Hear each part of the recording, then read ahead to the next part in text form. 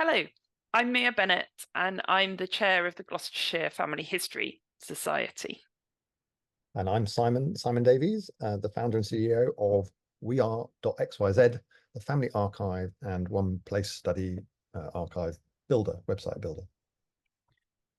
At Gloucestershire Family History Society, we also are known as GFHS, and we have been trying to find a way of getting more people able to engage in the projects that we do. We're very lucky we've got quite a number of projects, but trying to find a way to get people that aren't able to come into our family history centre, and trying to encourage people that maybe haven't got involved in family history before get involved in a project about their local community.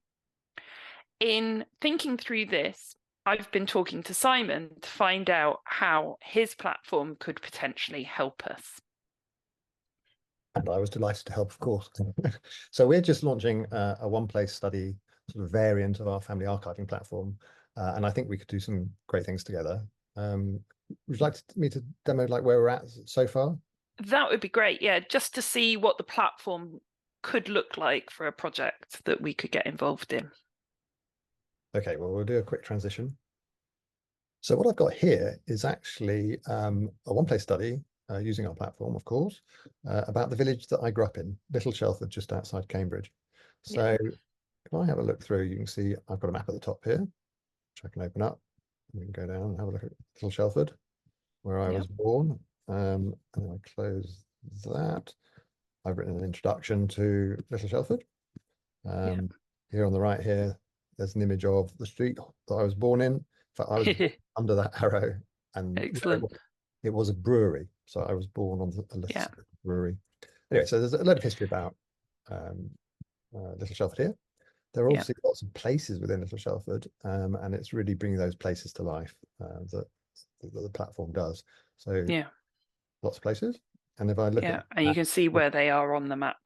Exactly. And the map very much becomes a sort of guide and a menu and a way of navigating. So if I look at 19B Hawkston Road, which is where I was born, put it in 3D flyby mode, and then 6 months after I was born, we moved all the way over the road. Number 30 Hawkston Road. We had great adventures in this street. You can see this wood at the end there. I used to make camps in there as a kid. And there's a little tunnel under the railway line there. I used to climb into at age about 7 and wait for the trains to go overhead. And then that's the road in general. But you can see how I can just navigate. And I assume those sort of memories you can record onto the website. Absolutely. And then this is the old manor house. Over here. I can see the big advantage of this is it becomes more accessible to people that enjoy the kind of the technology and that visualization of things that might appeal to people that haven't traditionally liked to sit in archives and dive through documents. It brings it to life in a different way. I think it makes it more engaging and accessible, and it's still really simple to do. That's the thing. So our technical breakthrough is to make it really super simple to do.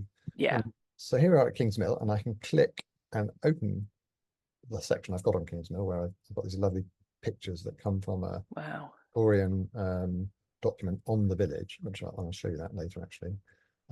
And if I look in documents, the things that I've written up to do with Kings Mill. I remember that book from childhood. Yeah, well, that house there was where the author Philippa Pearce lived. And so Tom's Millite Garden is based in the mill house of Kings Mill. And her father, and I went to have a look around. This is Graham, the gardener. I went and had a look round, and you can see that the illustrations in the book. See that, look at the door detail. Absolutely matches. It is where it was based.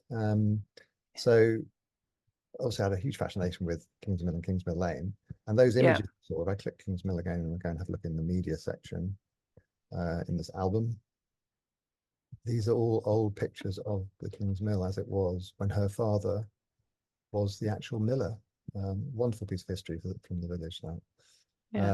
So you can see how back to your original question, it's bringing it to life and making it much more accessible. And then we've got people tab. This is the people of the village. You'll find it's obscuring living people. living people are blurred, and Yeah, that's throughout the project. You can make sure that no living people is exposed to the public. I exactly. assume if you're a private invitee into the project, then you can see the living people. Exactly. So you can do it as a community of private people where you've all got your login details and you come in and you're Yeah. collaborating.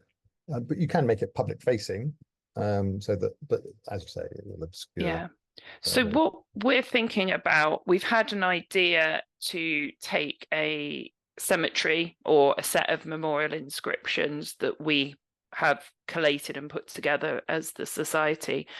And what we are thinking of is using that as a starting point to then be able to allow people to come in and research those people that are on the memorial inscriptions to start to build out more people, more about their lives, whether you go and find them on a census return or you find out they were living in the house, and try and bring in the local community to say, you're now living in this house. Are you interested in sharing what you know about it and things like that? So use those kind of commonalities to try and pull people from the local community in as well. Okay. Well, so if you send me a few details on that, shall I go away and see what I can do? As Yeah. So straw it's man little test thing. sounds really good. So we've got it's the Shortwood Baptist Chapel. It's the chapel isn't functioning anymore, but the memorial inscriptions, we've gone in and photographed them all, and we've got a plan of the site as well as someone has transcribed all of the memorial inscriptions. So I will send that through to you so that you can show what can be done. Brilliant. I can't wait. I'll go and have a look. Okay, Mia, thank you for sending through the various images and details of Shortwood Baptist Burial Ground, which is, let's just go and have a look where it is. So great thing I can do with our mapping thing is I can just move your head, actually, our heads, put it into 3D mode. And let's go and have a look. There is Shortwood. And I just get a bit of perspective on this. So you can see how. Oh, you can definitely see the kind of Stroud valleys at that point, can't you? Hilly, all the hills. So that's where it is. Okay, let's close that. A picture of the entrance gate and a little bit of background. And then you finally sent me this the plot plan. Yeah, really old plot plan, beautiful documents. Well, we've stitched them together. There were like 4 of them. Now from these, so I've got a nice big close-up portrait view, I've got landscape view. Let's go into this one. As I move over, I saw a red flash up. Yeah, I've just done a cut for now. Yeah. That's John Anthill. Actually, that tomb contains several of his family, as does that one there. I guess I haven't matched them up to the exact place that they are, but just for demonstration. But you've got that ability. So for each person, you'd be able to hover over, and if they were all populated, you'd literally be like jump, jump, jump, jump, jump as you move over it. But you could then spot someone that you're interested in. And then if you click on the person, so if I click there, it then jumps to their page. So you've got the photo and the transcript, and we can then, for each of those people, we can then start to add other information. Is that right? Yeah. So I mean, the great thing about this guy as an example is he has several of his family in there. So if I go and look at his tree, we're already building his tree. Yeah, and you can we edit that and adapt it? Oh yeah, sorry, yes. Right. Adding people.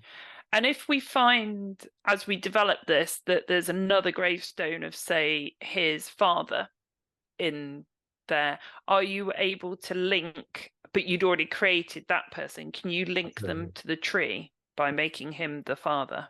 So I would go add father, and it would say an existing individual. You can search, right. So you can incorporate, so you've got lots of little trees, but as you find connections, we can build them into a bigger tree. Absolutely, yeah. Oh, that would be brilliant. And obviously we'll be adding people that aren't in the graveyard as we start to research them. Yeah. And we can start building on it. Yeah. There's that one other guy I had there. I'll go into the landscape one. John Anthill. It's John Anthill we haven't been into. He had a few more people underground with him. So his wife and his sisters, yeah. So you can see it spaced out a bit more. Yeah. Actually, And then you can jump into the other person just by clicking on them in the tree and things. yeah. And the other Yeah. guy, interestingly, he had a story already. It's a sad one, because if you notice, his wife Sarah dies in 1864, and William, his son, is. I'll just go to the tree. William, his son, is born in 1864, so she dies age 24. The same year that he's Clearly born. in childbirth or just after. Yeah. With him, So it'd be interesting if someone wants to order the death certificate and find out the cause of death for Sarah and see if it was in childbirth or not. How easy is it to actually, when you're on one of those people, to edit and kind of add more info to them to say their story if you wanted to add another piece? Yeah, so I go to the people section. Yeah, so you can jump to it via people as well as via the map. Yeah, I'll just go edit. I can add all sorts of things. I could add map blocks, tree blocks, text. So it's similar to doing a website, but very easy, but you've got things already set up specifically. You have some AI wizards to look at their to life, help. Very clever. So yeah, you can very simply build out. Yeah. And add the, or you can add it the text that's already there. Yeah, so I mean, I just pasted in this text. You get, well, this is the monumental inscription. Yeah, that came off the transcripts we sent you. But if a family member took an interest and they knew more about this person, they'd obviously write up a more engaging. Yeah. So in terms of how we could get people involved, is it easy to invite people into the project? Yeah, absolutely. So here I go invite, and I just start adding in. So my colleague Neil is in here. I just start adding in. I could put your email address in there. Invite. Yeah. And you'd come in. Yeah. You can also manage the people in the group. So there are all sorts of permissions. Well, I definitely think this is going to get lots of people excited about getting involved. And your family history show? Yes, we have a family history show on the 2nd of November held at the Heritage Hub in Gloucester, and Simon's going to be there. He's going to be explaining WeAre. We're going to talk a bit more about the project, and we'll formally launch the project on that day, but there'll be plenty of time to learn about how to get involved. I guess in the word of the two Ronnies, we can now say, and it's goodbye from her. And goodbye from him. Goodbye. Goodbye.